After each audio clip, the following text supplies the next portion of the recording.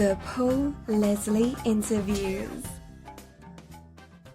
Ladies and gentlemen, it is our pleasure to welcome our special guest, jazz vocalist Monica Chapman. She's going to talk about her latest album, P.S. I Love You. Thank you for joining us. Thank you, Paul. It's a pleasure. I think most stories are best from the beginning. What was life like for you growing up? Oh, it was very colorful and beautiful. I grew up in Romania, was born in Bucharest, Romania, and we immigrated to Canada when I was 9.5. I have been to Bucharest, but for anyone who is listening in that has not been to Bucharest, what are your memories, your most vivid memories from that time? Well, I'll tell you honestly, like I said, I had a very colorful life and we moved in many parts of the world. So I can't tell you what it was like in Bucharest because we moved at the age of 3.5. And my parents, we left Romania at that age, when I was that age, and we moved to Israel when I was 3.5. We lived there for 6.5 years. And then we took the boat over and stopped over to Paris to visit my first cousins, uncle and aunt, on the way to immigrating to Canada. I was 9.5. Yes. What about Israel? Tell us your memories of that. Well, I had beautiful memories in Israel because my parents discovered my musical talents at an early age. And my father, who played the mandolin, my father and I would love to entertain and perform for family and friends. So it was a very rich and happy life growing up. Tell us about that. Your father was the one that kind of noticed that you had a musical talent. Yes. Well, he being a music lover himself, he nourished that talent early on, even as early as the age of 2 when we were still in Romania, by exposing me to beautiful music, the radio, and playing for me and teaching me lyrics and words to music. Can you remember specific musicians or singers that you especially liked growing up? Yeah, I would say when we came to Canada was when I was exposed to movies by Julie Andrews and Ginger Rogers, Fred Astaire. All those big musicals really inspired me.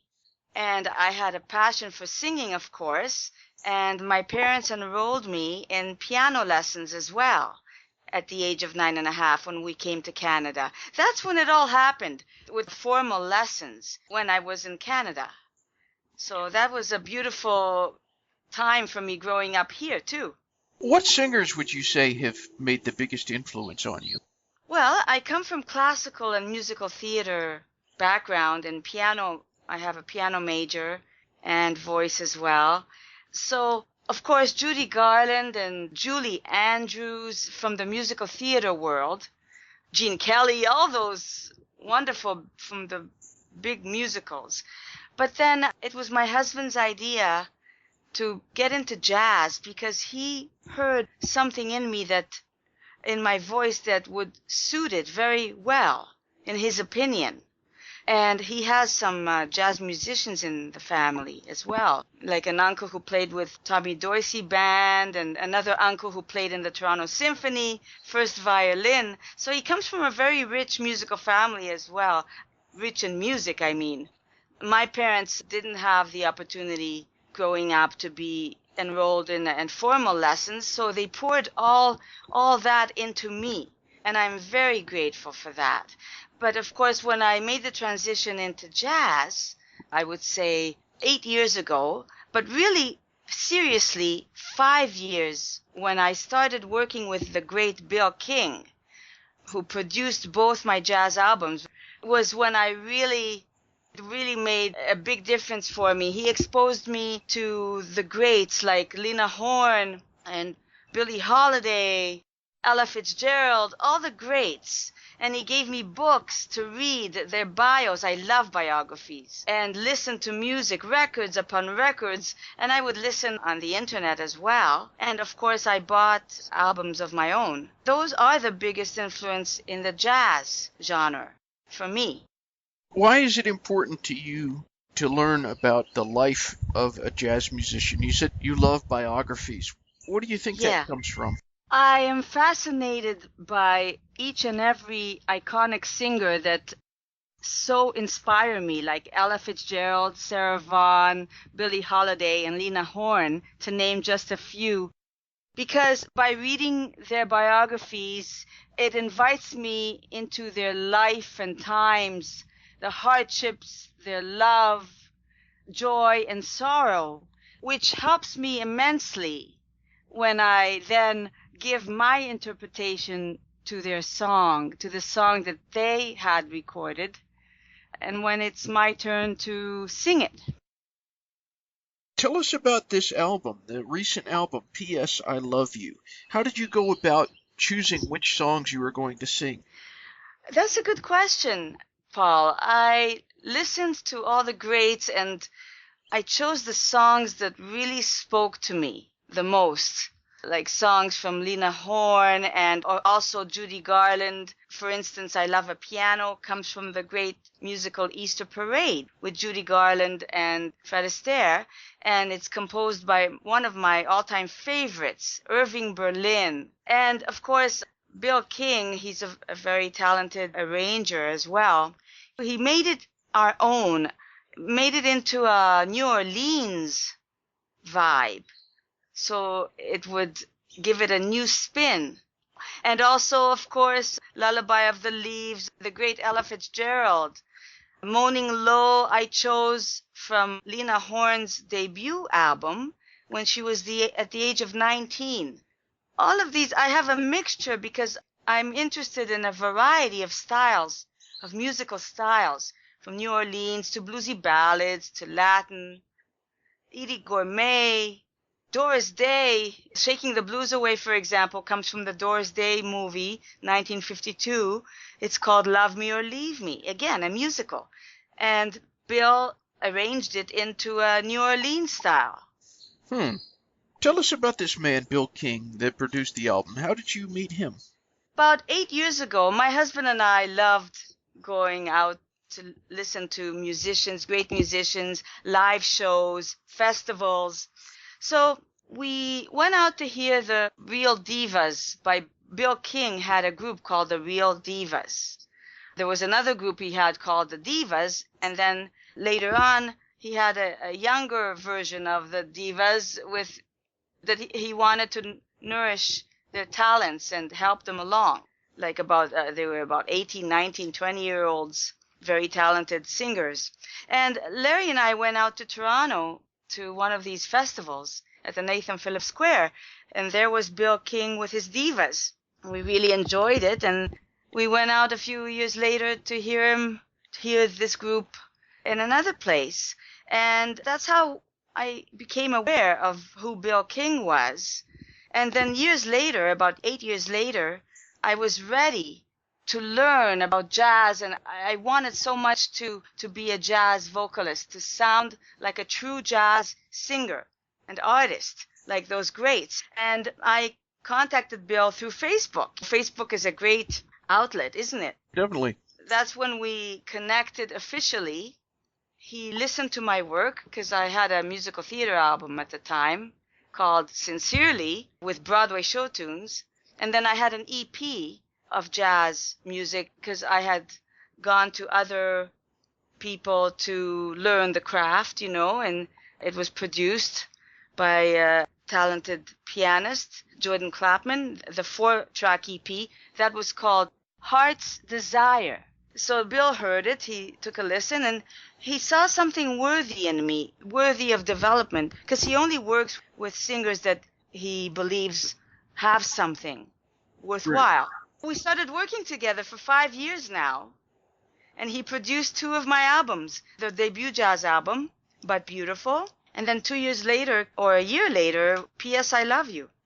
and it's making a great impact. I'm so happy and grateful. He put the very best musicians on this album, just like the first one, featuring William Sperandi on trumpet, world-renowned, the great Dave Young on bass, who played with the great Oscar Peterson trios, and he's a Juno Award-winning composer and bassist, and Mark Kelso on drums. It's just cream of the crop.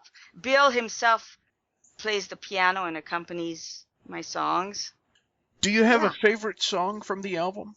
Other people have asked me the same question, and I'll tell you, it's very hard to pick a favorite because you asked me what inspired me, what influenced me to pick these songs. So to answer your question again, each and every song was selected with great passion, what really spoke to me. So each song has special meaning to me. So I love every one of the songs. It's so hard to pick. Like the last song I love as well. It's called From Russia with Love from the great James Bond.